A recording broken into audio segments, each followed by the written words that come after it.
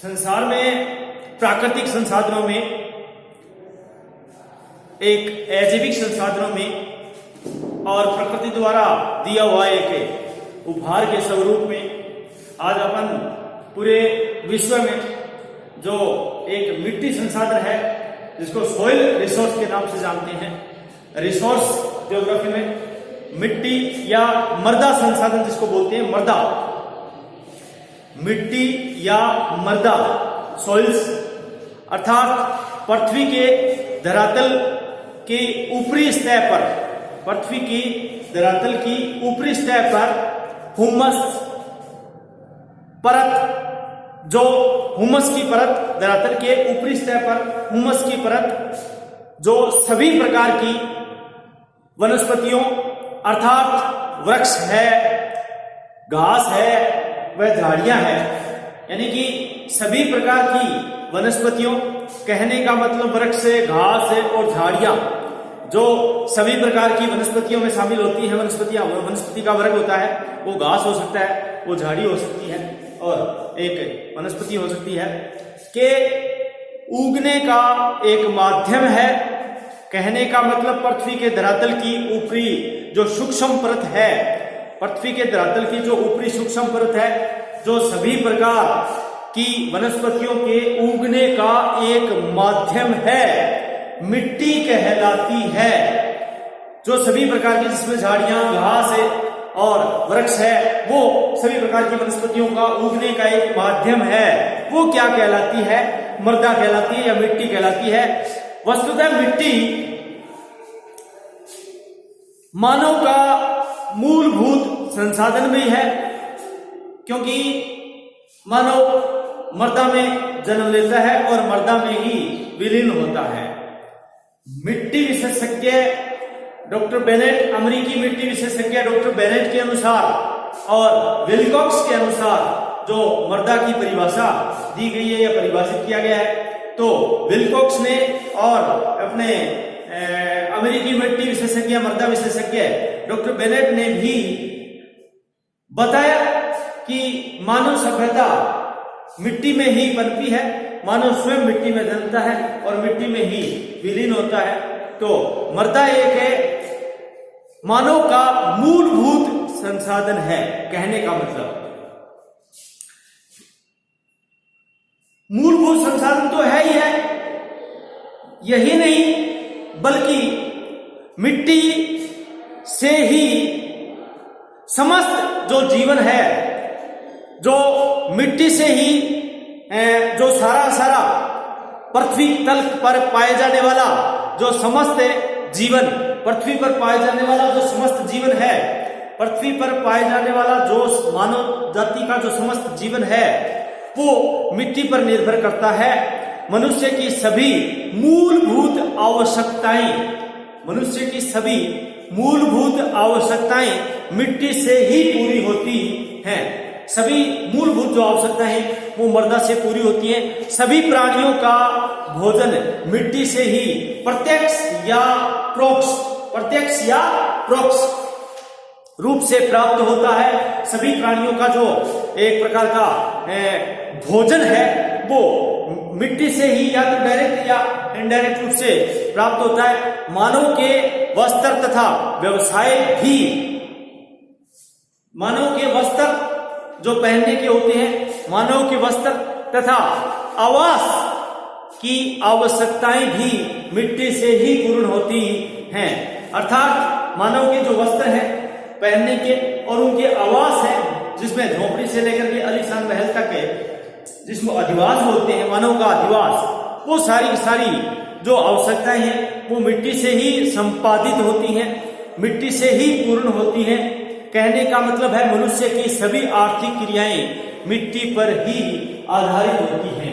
मनुष्य की सारी आर्थिक क्रियाएं हैं वो मृदा पर आधारित होती हैं। सभी विद्वान मिट्टी को प्राकृतिक पर्यावरण का प्रधान, सभी विद्वान मिट्टी को एक प्राकृतिक जो नेचुरल होता है, प्राकृतिक पर्यावरण का आधार तत्व मानते हैं। कहने का मतलब है कि सभी विद्वान मिट्टी को प्राकृतिक पर्यावरण का प्रधान तत्व मानते हैं।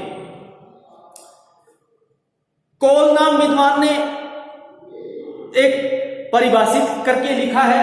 कोल ने मिट्टी को किस प्रकार से परिभाषित किया है? कोल के अनुसार, अकॉर्डिंग टू कोल के अनुसार, कहने का मतलब मिट्टी पृथ्वी की मर्त धूल को, मिट्टी पृथ्वी की मर्त धूल को जीवन के सातत्य से जोड़ती है।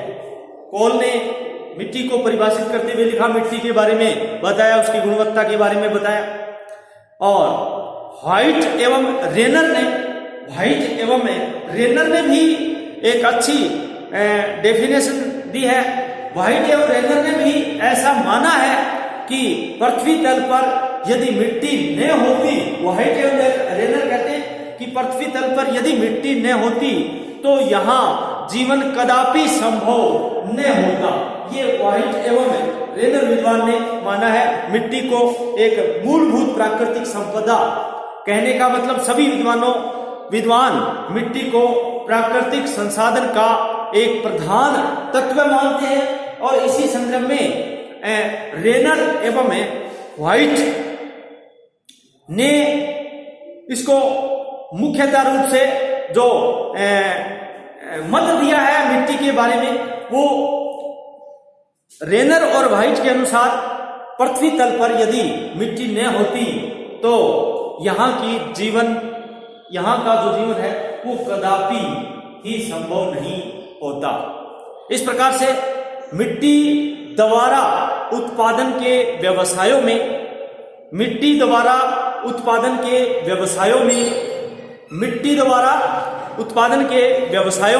विश्व की लगभग 50% जनसंख्या संलग्न है। यानी कि मिट्टी द्वारा उत्पादन के व्यवसायों में विश्व की लगभग 50% जनसंख्या है वो संलग्न है। और कृषि तो प्रत्यक्ष रूप से मिट्टी पर ही आधारित है। जो खेती का काम है, कृषि का काम है, एग्रीकल्चर से संबंधित जो काम है, जो अनाज उत्पादन का काम है, वो डायरेक्ट रूप से मिट्टी पर निर्भर है। कहने का मतलब है कि मृदा का जो डायरेक्ट संबंध है वो कृषि के उत्पाद से है। कृषि का जो विशेष करके कृषि का जो कार्य है वो प्रत्यक्ष रूप से मिट्टी पर ही आधारित है। पशुपालन तथा जो वनोद्योग है, जिसको वन आधारित उद्योग है, जैसे कागज उद्योग है वन आधारित है, और अपने लकड़ी का सामान का उद्योग है, जो भी है, सभी जो वनोद्योग है भी परोक्ष रूप से मिट्टी पर ही आधारित है। सभ्यता के उदय काल से लेकर के, सभ्यता के प्रारंभिक काल से लेकर के, उदय काल से लेकर के आज तक भी ये प्राथमिक व्यवसाय विश्व की 80% आबादी का पोषण करती है। मतलब कहने का मतलब है कि सभ्यता के उदय काल से लेकर के आज तक भी प्राथमिक व्यवसाय का मतलब कृषि करना, खेती करना, जो पशुपालन और खेती करते हैं, खान का काम करते हैं, खनन का कार्य करते हैं, प्राथमिक व्यवसाय में संलग्न लोग हैं, वो संसार की 80% आबादी का भरण पोषण करते हैं डायरेक्ट रूप से। कहने का मतलब है कि विल्कॉक्स एक विद्वान है, विल्कॉक्स जो मृदा विशेषज्ञ माना जाता है, विल्कॉक्स के अनुसार, विल्कॉक्स ने बड़ी डेफिनेशन दी है बढ़िया तरीके से। विल्कॉक्स एक मृदा विशेषज्ञ है और विल्कॉक्स ने डिफाइन किया है मृदा के बारे में। विल्कॉक्स ने इसके बारे में ठीक ही कहा है। और अकॉर्डिंग टू विल्कॉक्स, कहने का मतलब विल्कॉक्स है, अकॉर्डिंग टू विल्कॉक्स के अनुसार मिट्टी पृथ्वी की जो, विल्कॉक्स क्या कहता है? विल्कॉक्स कहता है कि मानव सभ्यता का इतिहास मिट्टी का इतिहास है। अकॉर्डिंग टू विल्कॉक्स के अनुसार, विल्कॉक्स ने परिभाषित किया है मृदा को कि संसार में जो प्राकृतिक संपदा है मिट्टी, उसके बारे में विल्कॉक्स महोदय ने, जो मृदा विशेषज्ञ है, उन्होंने मृदा को किस प्रकार से डिफाइन किया है, उन्होंने बड़ा अच्छे तरीके से डिफाइन किया है। विल्कॉक्स के अनुसार मानव सभ्यता का इतिहास मिट्टी का इतिहास है। मानव सभ्यता का इतिहास मिट्टी का इतिहास है और प्रत्येक व्यक्ति की शिक्षा, प्रत्येक व्यक्ति की एजुकेशन, प्रत्येक व्यक्ति की शिक्षा मिट्टी से ही प्रारंभ होती है, ये विल्कोक्स कहता है। विल्कोक्स से मर्दा के बारे में बहुत ही अच्छे तरीके से बताया है कि मानव सभ्यता का इतिहास मिट्टी का इतिहास है, मानव सभ्यता का इतिहास मिट्टी का इतिहास है और प्रत्येक व्यक्ति की शिक्षा मिट्टी से ही प्रारंभ होती है। अर्थात जो शिक्षा है वह मिट्टी से ही प्रारंभ होती है। तो ये तो अपन ने मिट्टी संसाधन के बारे में एक मोटे मोटे रूप से एक सामान्य परिचय के बारे में कि मर्दा क्या है। मर्दा एक पृथ्वी के धरातल की ऊपरी सूक्ष्म परत है और जो सभी प्रकार की वनस्पतियों के उगने का एक माध्यम है वो मर्दा कहलाता है, जिसमें वनस्पतियों का वर्ग देखें तो घास है, क्या अपने वृक्ष है और झाड़ियां, ये सभी उगने का एक माध्यम है। अब अपन ने दो चार विद्वानों की परिभाषित, जैसे विल्कोक्स महोदय ने मर्दा के बारे में बताया और कोल महोदय ने मर्दा के बारे में बताया और व्हाइट एवं रेनर महोदय ने मर्दा के बारे में बताया। तो व्हाइट एवं रेनर ने भी पृथ्वी तल पर यदि मिट्टी न होती तो यहाँ जीवन कदापि संभव न होता, ऐसा व्हाइट एवं रेनर कहते हैं। और विल्कोक्स महोदय ने मानव सभ्यता का इतिहास है, मिट्टी का इतिहास बता दिया पूरा का पूरा और मानव की जो प्रत्येक व्यक्ति की जो शिक्षा है वो मिट्टी से ही प्रारंभ होती है। मिट्टी उनका जन्म से जो एजुकेशन होती है वो मर्दा से ही प्रारंभ होती है, ऐसा विल्कोक्स ने कहा है। और कोल महोदय ने कहा है मिट्टी पृथ्वी की मर्द धूल को जीवन के सातत्य से जोड़ती है, ये कोल महोदय ने कहा है। तो ये अपने दो तीन विद्वानों की परिभाषित करके एक प्रकार का मर्दा का जो मोटे मोटे रूप से। अब मिट्टी का जो जिसको कंपोजिस बोलते हैं, अपने इसको संगठन बोलते हैं, कंपोजिशन होता है मिट्टी का संगठन, कंपोजिशन ऑफ ए सॉइल, यानी मर्दा का संगठन कैसे होता है, मर्दा कैसे बनती है, मर्दा किन किन तत्वों से बनती है, मर्दा को संगठित कैसे कर सकते हैं। मिट्टी कहते हैं कि इसको है मिट्टी, मर्दा का निर्माण होने में 1 इंच की यदि मर्दा का निर्माण होता है तो कई सैकड़ों हजारों वर्ष लगते हैं और 1 इंच की मर्दा में कई सैकड़ों हजारों वर्षों का योगदान होता है। समय इसमें सबसे बड़ी एक मूल चीज होती है। तो मिट्टी के संगठन के बारे में थोड़ा सा अध्ययन कर लेते हैं कि मिट्टी भूपृष्ठ का ऐसा पदार्थ है जो दृढ़ीभूत नहीं हुआ है और जिनमें जीवन के जो मिट्टी मूल रूप से भूपृष्ठ का ऐसा पदार्थ है जो दृढ़ीभूत नहीं हुआ है और जिसमें जीवन के जो अनुपोषण की क्षमता है वो इसमें पाई जाती है। जो इसमें एक जीवन के अनुपोषण की क्षमता इसमें पाई जाती है और खनिजों के कणों का समूह ही मात्र नहीं है, ये मिट्टी में खनिज कणों का समूह है मात्र ही नहीं बल्कि जीवित प्राणियों अन्य तत्वों से निर्मित एक जैविक तंत्र जिसको बोलते हैं बायोलॉजिकल सिस्टम यानी जैविक तंत्र यानी कि जैविक तंत्र भी इसमें होता है, जैविक तंत्र भी है। वस्तुतः मिट्टी 5 घटकों का एक सम्मिश्रण होता है। वस्तुतः मिट्टी 5 सम्मिश्रणों का घटक होता है। इसमें 5 घटक कौन कौन से? खनिज तत्व, मिनरल एलिमेंट्स होते हैं, जितने भी मिनरल्स होते हैं, खनिज होते हैं, वो सब इसमें सम्मिलित होते हैं। नंबर 2 जैविक तत्व है जिसको ह्यूमस बोल सकते हैं अपने। 1 नंबर खनिज तत्व है, 2 नंबर जैविक तत्व जिसको ह्यूमस कहा जाता है और 3 नंबर मृदा जल या मृदा घोल बोलते हैं इसको, मृदा जल या मृदा घोल। और 4 नंबर मृदा वायुमंडल यानी मृदा घोल अलग है और मृदा वायुमंडल अलग है। और नंबर 5 जैविक तंत्र, ये सभी पांचों सम्मिलित हैं। कहने का मतलब है मिट्टी 5 घटकों का सम्मिश्रण है और जिनमें 5 घटक खनिज तत्व, नंबर 1 खनिज तत्व है, मिनरल्स जिसको बोलते हैं। नंबर 2 जैविक तत्व है, जिसको अपने ह्यूमस बोल सकते हैं। जैविक तत्व में सब आ गए, प्राकृतिक वनस्पति आ गई, सड़ी गले पदार्थ जिसके पेड़ पौधे की पत्तियां, ये सब ह्यूमस की मात्रा होती है। और मृदा जल या मृदा घोल बोलते हैं जिसको, मृदा जल या मृदा घोल, और मृदा वायुमंडल और जैविक तत्व है, ये सब पांचों की पांचों मिट्टी में सम्मिलित होते हैं और मिट्टी में ही अपने इसको माना जाता है तत्वों संगठन। इन तत्वों, पांचों तत्वों से मिलकर के मृदा का निर्माण होता है। सर्वप्रथम पैतृक सेलों के टूटने से खनिजों कणों के मिश्रण की उत्पत्ति होती है। मिट्टी का जब निर्माण होता है तो सर्वप्रथम जो प्रधान शैलें होती हैं, पैतृक शैलें होती हैं, उनका एक विखंडन होता है, टूटती है वो। पैतृक शैलों के टूटने से खनिज कणों के मिश्रण की उत्पत्ति होती है। फिर दीर्घकाल, लंबे समय के बाद इनमें भूमि के नीचे या ऊपर पाई जाने वाली विभिन्न जो जीवोम पदार्थ है उनका मिश्रण होता रहता है और मिट्टी में जल भी मिश्रित रहती है। जल के जो कण है उसमें वो मिट्टी में जल भी मिश्रित रहता है। मिट्टी के छिद्रों के बीच के स्थानों में वायु भी भरी रहती है।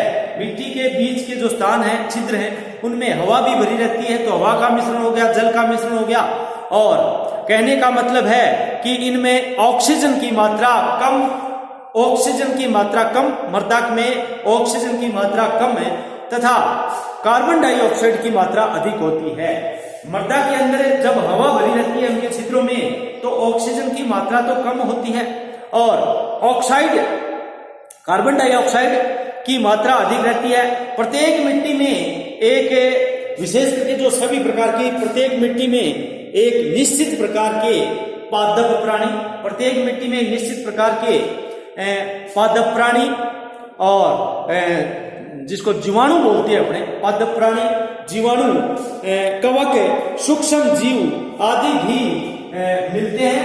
ये सारे प्रत्येक मिट्टी में पाए जाते हैं। प्रत्येक मिट्टी में निश्चित प्रकार के पादप प्राणी, जीवाणु, कवक, सूक्ष्म जीव, ये सभी प्रकार के मिलते हैं। अपने प्रसिद्ध जो रूसी मृदा विद्वान है, जो रूस का विद्वान है, मृदा विशेषज्ञ दोकुचावे यानी दोकुचावे प्रसिद्ध एक रूसी विद्वान है। उन्होंने एक परिभाषा दी थी मृदा की। उन्होंने मृदा के बारे में बताया था कि मृदा को डिफाइन किया था दोकुचावे ने। तो दोकुचावे मृदा के बारे में क्या कहता है? दोकुचावे कहता है कि मिट्टी पैतृक शैलों, जलवायु, उच्चावच, पादप प्राणी तथा भूमि की आयु की परस्पर क्रियाओं तथा आपसी प्रभावों का प्रतिफल है। यानी कहने का मतलब है कि मिट्टी पैतृक शैलों, जलवायु, उच्चावच, पादप तथा भूमि की आयु की परस्पर क्रियाओं तथा आपसी प्रभावों का प्रतिफल है। ये प्रसिद्ध रूसी मृदा विशेषज्ञ है, मृदा विज्ञानी दोकुचाव ने परिभाषित किया है। मिट्टी की उत्पत्ति के बारे में, ओरिजिन ऑफ द सोइल्स के बारे में यदि जाने, जिसको अपने बोलते हैं फॉर्मेशन बोलते हैं मिट्टी की उत्पत्ति को, तो मिट्टी के निर्माण की प्रक्रिया को प्राय अवस्था जिसको बोलते हैं, स्टेज जिसको बोलते हैं, चरण जिसको बोलते हैं, वो 2 चरणों से होकर के गुजरती है। 2 चरणों से होकर के मिट्टी का निर्माण होता है।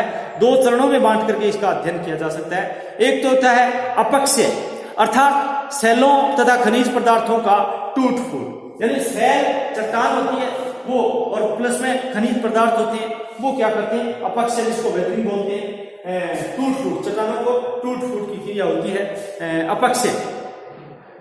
तो एक पहला चरण हो गया, वो अपक्षय हो गया।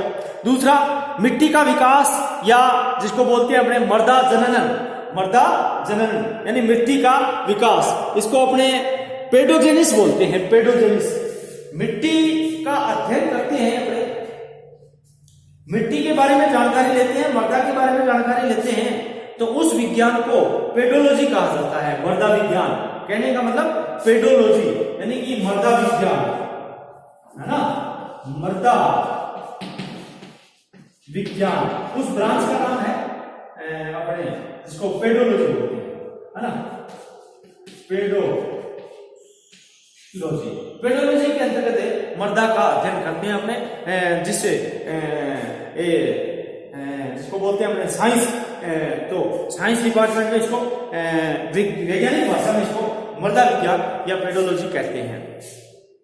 कहने का मतलब कि पहला हो गया अपक्षय, यानी कि सेलों तथा खनिज पदार्थों का टूट फूट होना, और दूसरा हो गया मिट्टी का विकास या मृदा जनन, जिसको अपने पेडोजेनिस बोलते हैं। और विभिन्न जैविक उच्चावचीय जलवायु प्रभावों की अंतर क्रियाओं से खनिज पदार्थों का रूपांतरण होता रहता है, जिससे मिट्टी का विकास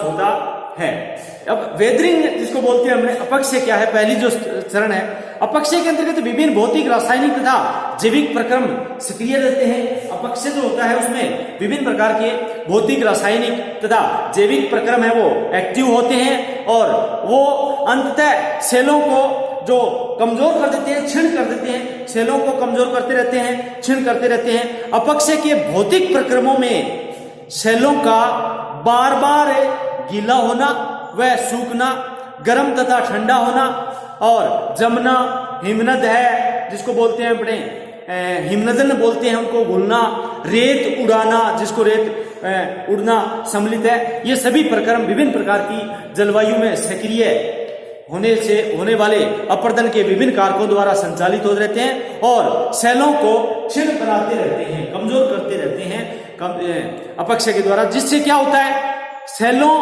और खनिज पदार्थों की टूट फूट की प्रक्रिया होती है। तो पहला चरण तो ये हो गया। अपक्षय के अंतर्गत यदि रासायनिक प्रक्रम को देखें, जिसमें जल योजन होता है, हाइड्रोजन बोलते हैं अपने, हाइड्रोजन बोलते हैं, जल अपघटन बोलते हैं, ऑक्सीकरण बोलते हैं, कार्बनीकरण बोलते हैं, अपने कार्बोनेशन बोलता है जिसको किलेटन बोलते हैं, ये सभी सम्मिलित रासायनिक प्रक्रिया के अंतर्गत आते हैं। तो अपक्षय में रासायनिक प्रक्रमों, भौतिक प्रक्रमों, कहने का मतलब है कि भौतिक, पहली बात आ गई थी कि अपक्षय के अंतर्गत विभिन्न भौतिक, रासायनिक तथा जैविक प्रक्रम सम्मिलित रहते हैं, और इस प्रकार से जो एक प्रकार का जो कोलेटन सूक्ष्म जीवों द्वारा होने वाली जैव रासायनिक क्रिया है, कोलेटन, जिसको विभिन्न प्रकार की जो एक प्रकार की कोलेटन सूक्ष्म जीवों द्वारा होने वाली जैव रासायनिक क्रिया है, बायोलॉजिकल जिसको बोलते हैं जैव रासायनिक क्रिया है जो सेलों के खनिज तत्वों को घोल देती है। इस प्रकार से अपन ने मिट्टी की उत्पत्ति के बारे में जाना। अब थोड़ा सा मृदा जनन होता है, दूसरी जो स्टेप आती है। मिट्टी की उत्पत्ति के दो चरणों में बांटा था अपन ने। नंबर एक जिसको बोलते हैं अपने अपक्षय, अर्थात सेलों और खनिज पदार्थों का टूट फूट। दूसरा अपन ने जाना मिट्टी का विकास का या मृदा जनन। तो थोड़ा सा इसके बारे में और देखते हैं। अपक्षय की क्रिया से मृदा जनन के बारे में, मृदा जनन यानी पेडोजेनिस बोलते हैं इसको। अपक्षय की क्रिया से सेलें सूक्ष्म कणों में बदल जाती है। अपक्षय की क्रिया से सेलें सूक्ष्म कणों में बदल जाती हैं, किंतु यह वास्तविक मिट्टी नहीं होती, यह वास्तविक मिट्टी नहीं होती तथा इसमें पौधे नहीं उग सकते, इसमें पौधे नहीं उग सकते। अपेक्षित पदार्थ है, जो अपेक्षित पदार्थ है, वेदरिंग वाले पदार्थ हैं का रूपांतरण एक जटिल प्रक्रिया द्वारा होता है, जिसे मृदा जनन या मृदा विकास कहा जाता है। मृदा जनन मोटे तौर पर एक जैविक परिघटना है जिसमें लाइकेन जीवाणु और जिसको फंजाइन बोलते हैं, कवक बोलते हैं, अपने मोलास्क बोलते हैं, फंजाइन, कवक, मोलास्क, ये सभी प्रकार के जिसको अपने बोलते हैं जैविकीय परिघटना, जिसमें मिट्टी से लेकर के अनेक प्रकार के भू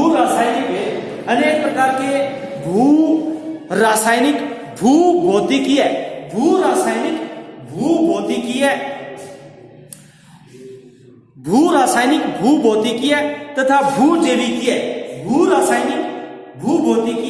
तथा भूजैविकीय जीव अपक्षयित करते रहते हैं, अपक्षयित पदार्थ होते हैं। अब वो वास्तविक मिट्टी का रूप धारण करता है और इस प्रकार मृदा जनन के दौरान विभिन्न जैविक तथा खनिज पदार्थ में मिल जाते हैं। यह खनिज पदार्थ तब तक विकसित होते रहते हैं जब तक कि मिट्टियां विभिन्न परतों में न आ जाए, विभिन्न परतों में मिल जाती हैं और एक पूर्ण विकसित मिट्टी में अनेक परतों का स्तर होता है। एक पूर्ण मिट्टी में अनेक प्रकार की स्तर पाए जाते हैं, अनेक प्रकार के स्तर होते हैं, जिसे मृदा परिच्छेदिका या जिसे जो स्तर पाए जाते हैं उसमें मृदा परिच्छेदिका, जिसको मृदा परिच्छेदिका या पार्श्विका सॉइल प्रोफाइल्स के नाम से जाना जाता है। सॉइल प्रोफाइल्स अर्थात मृदा परिच्छेदिका ये कहा जाता है। विभिन्न प्रकार के जो मिट्टी में अनेक परतें या स्तर मिलते हैं उसको मृदा सॉइल्स या मिट्टी का जो एक प्रकार का जो स्तर होता है उसको सॉइल्स प्रोफाइल्स के नाम से जाना जाता है। अब मिट्टी की उत्पत्ति को प्रभावित करने वाले कुछ कारक होते हैं, मृदा को प्रभावित करने वाले कुछ कारक होते हैं। मिट्टी के निर्माण में अनेक कारकों का योगदान होता है। मिट्टी के निर्माण में अनेक कारक योगदान करते हैं, योगदान देते हैं। किसी स्थान पर उत्पन्न मिट्टी की प्रकृति, किसी स्थान पर मिट्टी की प्रकृति तथा उसके प्रकार, उसकी पैतृक शैलों की प्रकृति तथा जलवायु, उच्चावच जीवों आदि के उसके अंतर जो क्रियाएं होती हैं, अंतर क्रियाएं, वो सभी प्रकार के जो कारकों पर जिसको निर्भर करते हैं। कहने का मतलब मिट्टी के निर्माण में कई कारक होते हैं, जिसमें मिट्टी के निर्माण के कारकों को दो वर्गों में बांट करके अध्ययन किया जा सकता है।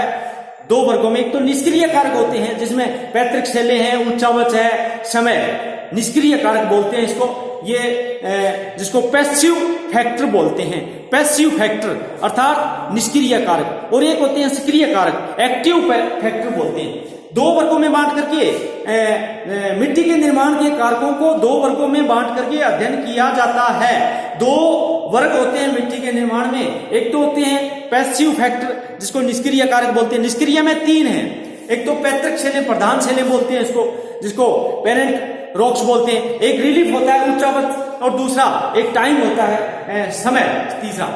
यानी कहने का मतलब पैतृक शैलें, उच्चावच और समय, ये तो हो गए निष्क्रिय कारक। और एक होता है एक्टिव फैक्टर अर्थात सक्रिय कारक, जिसमें जलवायु, जीवित जीव, ये सारे सक्रिय कारक होते हैं। जलवायु और जीवित जीव ये क्या होते हैं? एक्टिव फैक्टर होते हैं मिट्टी के निर्माण में। तो मोटे मोटे रूप से मिट्टी के निर्माण को प्रभावित करने वाले कारकों में पैतृक शैलें, उच्चावच, समय, जलवायु और जीवित जीव, ये सभी प्रकार के मिट्टी को प्रभावित करते हैं, मिट्टी के निर्माण में योगदान देते हैं, मिट्टी के निर्माण में इनका योगदान होता है।